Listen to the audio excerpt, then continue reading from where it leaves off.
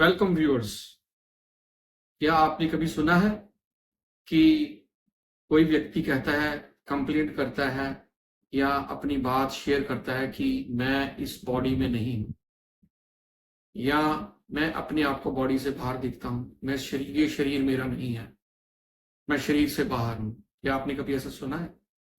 तो मनोविज्ञान की इस दुनिया के अंदर इसको कहा जाता है डीपर्सनलाइजेशन डिसऑर्डर, यानी out of body experience, body के शरीर के बाहर का अनुभव। डीपर्सनलाइजेशन डिसऑर्डर एक मेंटल हेल्थ कंडीशन है जिसमें कि व्यक्ति अपने आप को बॉडी के बाहर पाता है, उसको अपनी बॉडी का, अपने शरीर का आभास ही नहीं होता। तो बहुत सारे लोग इस कंडीशन का, इस एपिसोड का कहीं ना कहीं अपनी लाइफ के अंदर एक्सपीरियंस करते हैं। डीपर्सनलाइजेशन डिसऑर्डर जो है, ये एक तरह का डिसएसोसिएटिव डिसऑर्डर है और ये एक मेंटल हेल्थ कंडीशन है। डीपर्सनलाइजेशन डिसऑर्डर के कुछ सिम्टम्स हैं, कुछ खास लक्षण हैं जो कि व्यक्ति को अनुभव होते हैं, जैसे कि feeling detach from your self, यानी अपने आप को अपने से ही अलग देखना या अलग महसूस करना। इनएबिलिटी टू रिकॉग्नाइज और डिस्क्राइब योर इमोशंस, अपने इमोशंस को डिस्क्राइब ना कर पाना, शेयर ना कर पाना। Feeling like you are watching yourself from the outside, इस तरह का अनुभव होना कि आप अपने आप को बाहर से कहीं से देख रहे हो, यानी अपने शरीर को, आप शरीर से बाहर हो और आप अपने आप को कहीं ऊपर से या साइड से कहीं से देख रहे हो, अपनी बॉडी को देख रहे हो।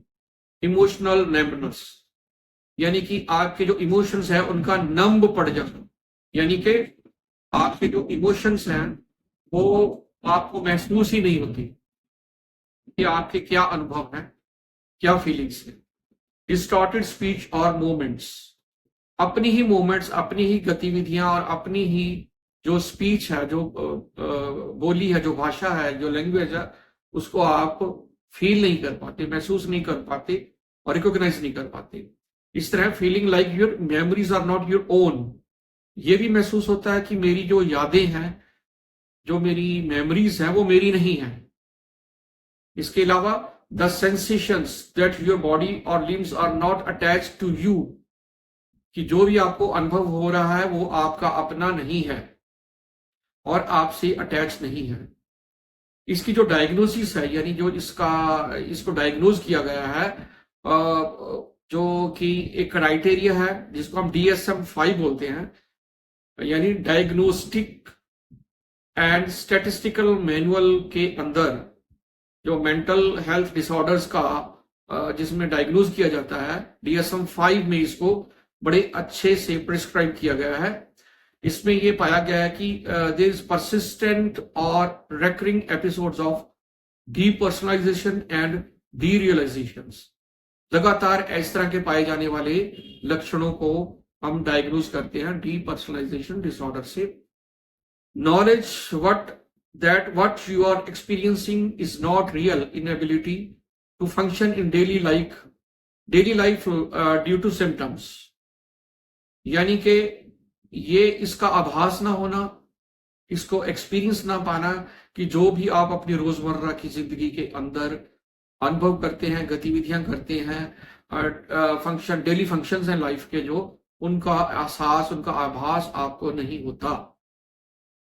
तो how to deal depersonalisation disorder, यानी इस डिसऑर्डर को अगर हम अपनी दुनिया से, साइकोलॉजी और साइकेट्री की दुनिया से बाहर देखेंगे, तो आमतौर पर कुछ अंधविश्वास का शिकार लोग इसको भूत प्रेत की और ओपरी पराई कसर, आत्मा की छाया, या आपकी आत्मा को किसी दूसरी आत्मा ने कब्जे में ले लिया है, इस तरह की अज्ञानतावश जो है वो बातें करते हैं और ये महसूस करते हैं कि वो एक तरह की अंधविश्वास की बातें होती है, और बहुत कई बार वो ऐसे बाबाओं और तांत्रिकों के चक्कर में पड़ के अपना धन, अपना मनी, अपनी एनर्जी और अपना टाइम वेस्ट करते हैं।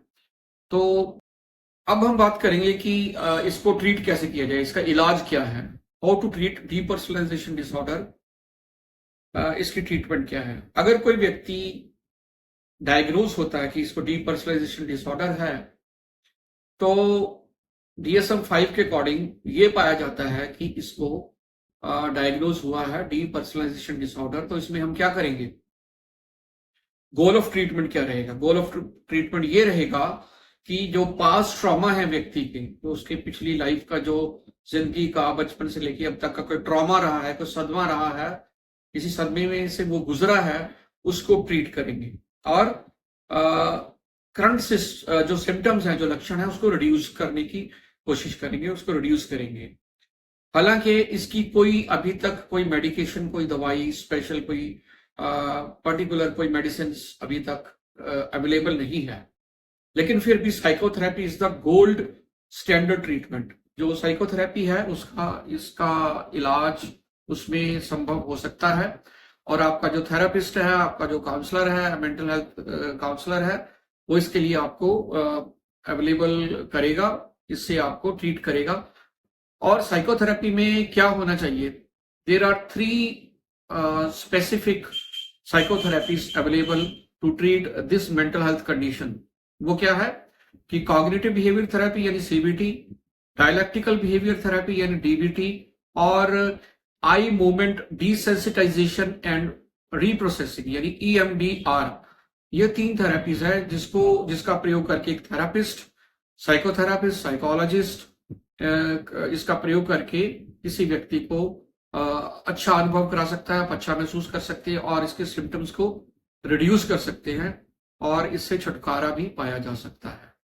धन्यवाद, शुक्रिया। उम्मीद है आपको ये वीडियो पसंद आया होगा, और अगर आपको अच्छा लगा तो काइंडली मेरे इस चैनल को सब्सक्राइब करें, शेयर करें, लाइक करें और कमेंट्स करें। धन्यवाद।